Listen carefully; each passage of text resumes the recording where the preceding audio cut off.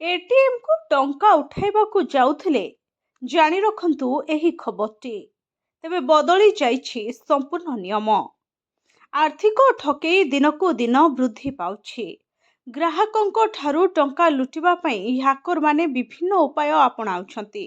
ATM machine सहित टाम्परिंग करी अनेक ठकेई मामला मध्य सामना को आसिछि। एही परिस्थिति रे रिजर्व बैंक ऑफ इंडिया किंबा आरबीआई एटीएम प्रत्याहार को नहीं किछि नूतन नियम प्रणयन करिछि। एहा सहित ग्राहकंको सुरक्षा को दृष्टि रखी एही सबु परिवर्तन अणा जाइछि बोली आरबीआई सूचना देइछि। आरबीआई आनिथिबा परिवर्तन एटीएम कैश उठाण नियम रे परिवर्तन संपर्क रे निकटरे आरबीआई एक गाइडलाइन जारी करछि। 2018 प्रारंभिक परिवर्तन परे चलित वर्ष अर्थात डिसेम्बर 2024 रे किछि छोट परिवर्तन करा जायतिला।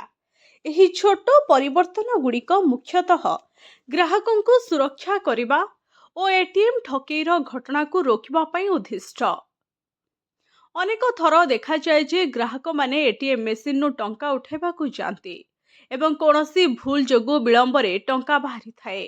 केही केही अपेक्षा न करी एटीएम रु पलाई आसंती।